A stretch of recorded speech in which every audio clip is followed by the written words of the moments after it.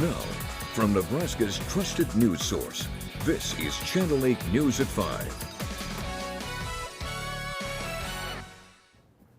Coming up tonight on the news, Bryant Health is making the fight against breast cancer easier for patients. Plus, the Huskers are talking about accountability and their mindset ahead of this week's game against number 17 Illinois. But first, we now know what started Sunday's big wildfires south of Lincoln. Good evening, everyone, and thank you so much for joining us tonight. The State Fire Marshal providing new details tonight. Now, the blaze began in northern Gage County and then spread into Lancaster County. Officials have ruled it accidental and say it was from a grass and weed shredder that was being used on some land.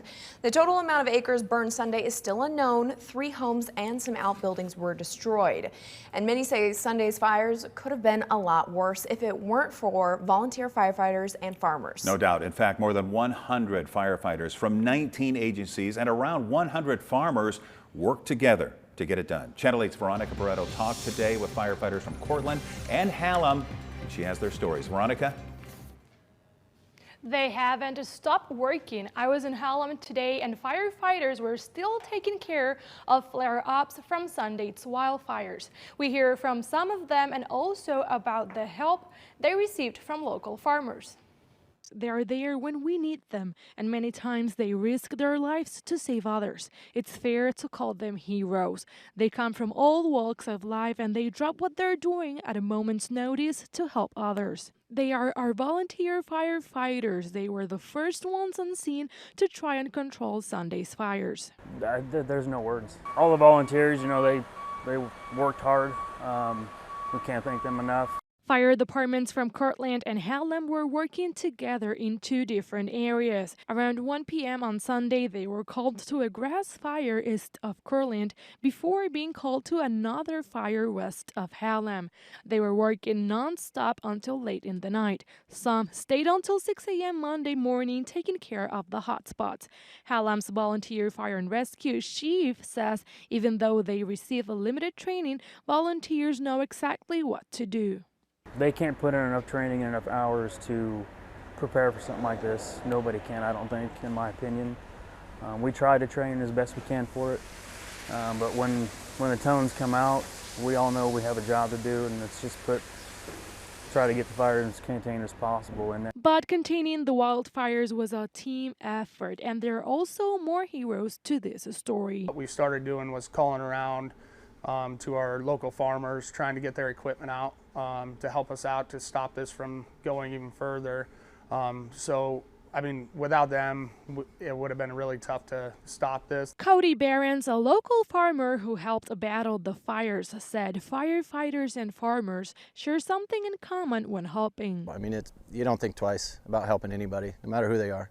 Officials estimated at least 100 farmers mobilized Sunday afternoon to help. They took with them anything they had available that would help firefighters. And a group of farmers kind of met, deciding, we heard that the one from Hallam kind of got away from them, and we kind of met, and as a group we decided that some of us were going to head west and help do what we could over there. And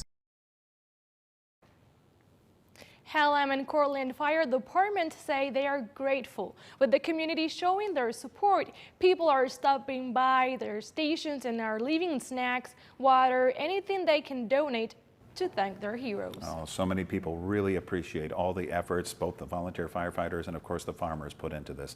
Thank you, Veronica, for that story. For many others, though, the fires were really too close for comfort and threatened to take down many more homes. A house built over 100 years ago survived the wildfires near Hallam. The owners say the fire burned down a garage, some outbuildings, and a trailer home, but the house itself was left untouched. Sharon Wendelin, a resident of the home, said while they may have lost some possessions, they're lucky the house survived. Her father, 98-year-old August Wendelin, says he hasn't seen any fires this big in the near century that he's lived. And then it belonged to my grandpa, then it belonged to my dad, then it belonged to me, and now when I'm going, it'll be my sons. But this house is over 100 years old. And it's still standing. It's still standing pretty good. Yep. The Windelans say they have friends and neighbors who have come to help clean up and recover. We're going to have much more on their story in our newscast at 6 o'clock, including, unfortunately, some historic possessions they lost. And Lancaster County wasn't the only area in Nebraska hit by wildfires over the weekend. Franklin County is still working to contain a blaze. Officials say a wildfire near Annapolis has burned nearly 7,000 acres and is only 60% contained at last check.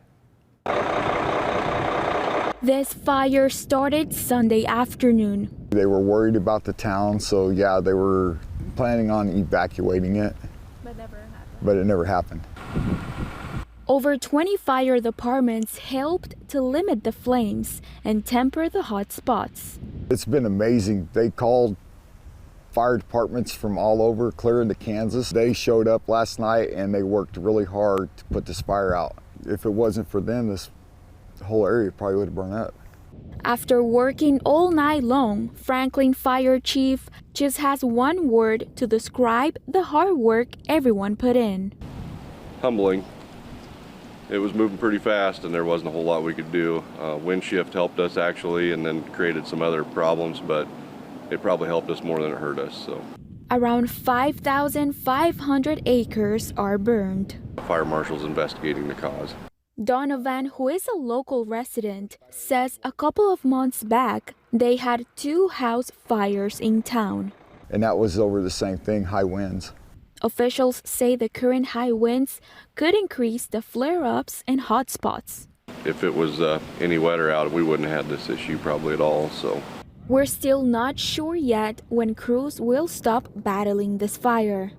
Just stay out of the area today and the next few days while we're trying to get things mopped up and get everybody home and back to normal lives. They have families and they have jobs and they're still willing to sacrifice whatever they have to save people like us.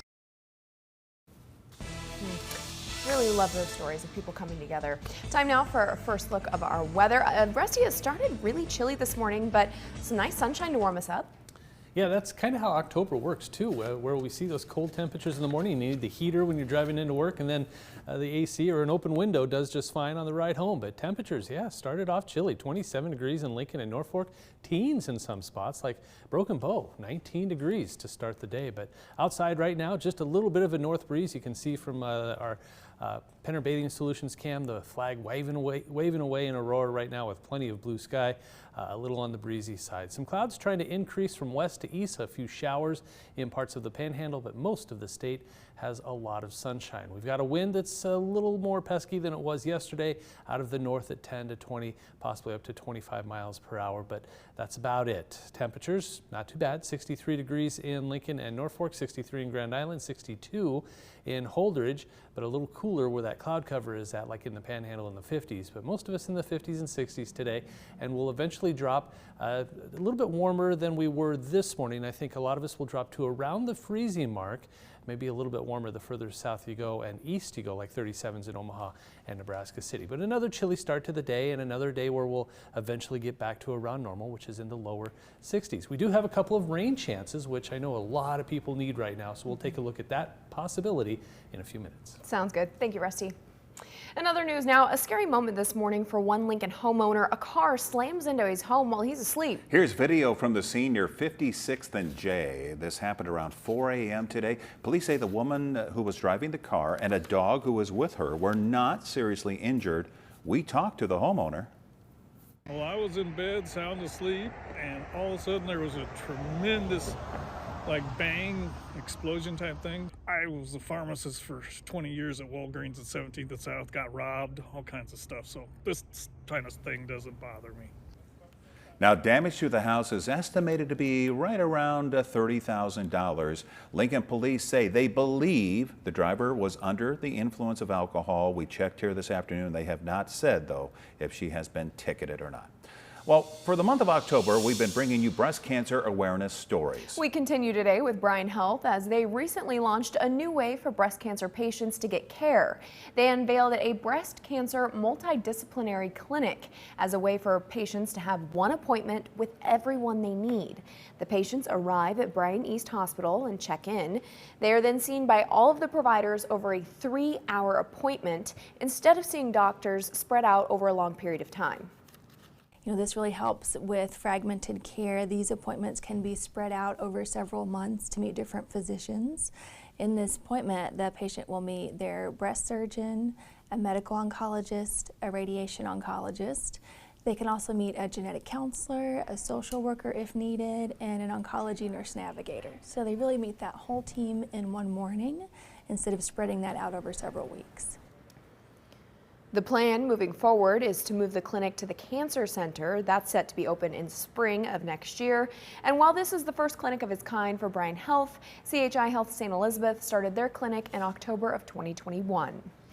Now to the latest from Husker football. The team is fresh off a bye and preparing to host number 17 Illinois on Saturday. Channel 8's Lauren Michelson spent the morning talking with interim head coach Mickey Joseph and players about their mindset and the week ahead. Lauren?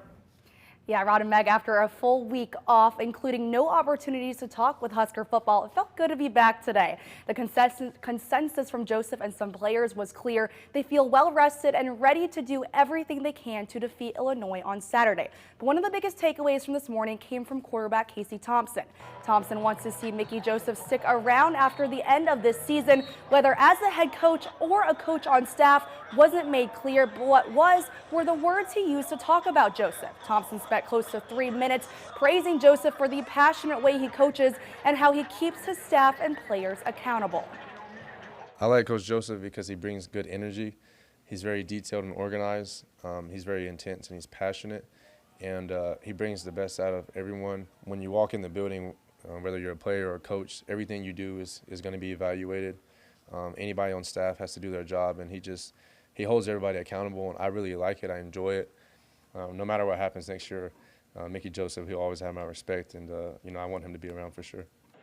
And accountability was a key word Trev Alberts used just over a month ago when speaking on Scott Frost being fired, and Joseph's want to keep the Huskers accountable is clear, even if he's not the head guy next season. Joseph knows he has no control in the decision if he's hired and just needs to do what he can to win.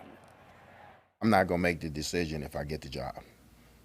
I'm not going to make the decision. That's going to be the administration that's going to make the decision if I get the job or not. So I got to just continue to get this team to get better every week and try to win football games.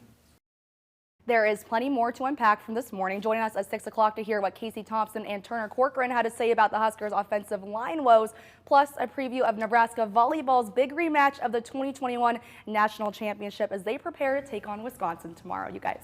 Sounds like a lot. Thank you so much, Lauren. We'll talk to you later. Coming up, Election Day right around the corner, and the candidates and voters are fired up. That story and your full forecast after the break. There's a great selection of new 20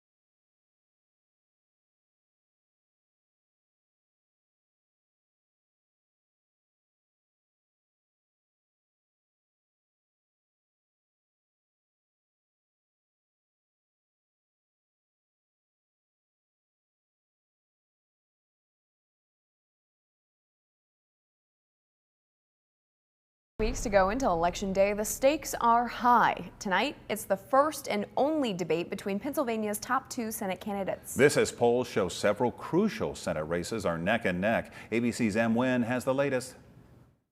Just 2 weeks out from the midterm election, and the candidates and voters are fired up. According to the University of Florida's U.S. Elections Project, over 9.5 million Americans have already voted early. Tonight in Pennsylvania, the closely fought Senate race. Democratic Lieutenant Governor John Fetterman and Republican TV personality Dr. Mehmet Oz face off in their one and only debate. Oz is running to use Pennsylvania. I'm the guy for change, and Pennsylvanians want change. Fetterman's own health front and center as he continues to recover from a stroke 5 months ago. Last week, Fetterman got a clean bill of health from his doctor, who said the candidate could campaign without any health restrictions. But his team is making sure to lower expectations, praising Oz's television skills while highlighting that Fetterman still suffers from lingering effects of his stroke. Two of Fetterman's top aides writing in a memo that debating isn't John's format and that he will have to have closed captioning to help him process words. In Georgia, the battleground state is proving pivotal yet again. Incumbent Raphael Warnock, the state's first black senator, facing off against former NFL star Herschel Walker. A 50-50 Senate, any single seat could be the majority maker or the majority breaker. And another race too close to call is Nevada. Democratic Senator Catherine Cortez Masto up against Adam Laxalt. They're running around peddling conspiracies and lies about an election that they claim was stolen that wasn't. We simply cannot afford one more week of the Joe Biden, Catherine Cortez, Masto economy. As the races are tight in the Senate, over in the House, analysts at 538 say polling shows Democrats are facing an uphill battle as Republicans are heavily favored to take control of the chamber. M. Nguyen, ABC News, Washington. Now, your Storm Alert team forecast with Chief Meteorologist Rusty Dawkins. October of '97, I remember it well. Rod and I were talking about it earlier. It was a mess. That's putting it mildly. But snow reports, and this is, I mean, there was so much more to this than just the snow. But here's how much snow actually fell. Over a couple of days, 25th and 26th for that storm. But the 23 inches in Clay Center was one of the highest ones. Orleans at 18, Franklin 17, Hastings also just above the 17-inch mark that day. Wilbur at 14 inches, Gretna had 13.5, and Lincoln at 13.2. But not only that, it was warm before. There was a lot of rain that came before the snow, and then brutally cold temperatures, and it was just a mess. And we'll have more on that coming up in our next couple of broadcasts. But nothing like that for Saturday. Illinois is coming to town and temperatures are going to be just fine. 66 by kickoff, a southeast wind, 56 degrees as we head towards the fourth quarter. It's going to be a nice night for football. Outside right now, the wind is blowing just a little bit out of the north. Penner Bathing Solutions showing plenty of sunshine and temperatures in the 60s, between 60 and 65 degrees for just about all of us. 63 in Lincoln, 61s from York, Friend, and Beatrice. Wahoo, 62 in Aurora. It's a nice afternoon out there. A little on the breezy side, anywhere from 10 to 20 or 25 miles per hour, but at least we're not gusting to 40 or 50 or 60 miles per hour like the other day. Big low pressure center right there, centered over just about St. Louis. Long line of strong storms, severe storms just west of Atlanta, moving through portions of Tennessee. They weaken a little bit as they get into Indiana towards Chicago. And for us, pretty quiet. We've got mostly clear to partly cloudy skies for a good portion of the state. A few raindrops in the Panhandle into parts of northwestern Cherry County, and that's about it. High pressure will slowly make its way off to the east. It's going to allow for some clouds to return and come our way as we head through the day on Wednesday. In fact, we could see some scattered showers by Wednesday evening. Maybe a spot shower from about Lincoln north towards Columbus and Norfolk by 10 p.m. And then as we head into Thursday morning, a few more scattered showers, lots of cloud cover, and then a better chance for rain as another system comes close enough to us. It'll give us a chance for rain by Thursday evening, 6 p.m. It might sit over the top of us for a few hours, which whatever kind of rainfall Mother Nature wants to give us this time of year, as long as this doesn't change over to snow like it did 25 years ago. Boy, that was a heck of a storm. Light north wind at 5 to 10 miles per hour tonight, and temperatures dropping to around the freezing mark. We'll call it mostly clear to partly cloudy. Light north wind at 5 to 10, and then high temperatures tomorrow, very average. This is about where we're supposed to be this time of year. Increasing those clouds and that rain chance as we head, especially the second half of the day into the evening hours.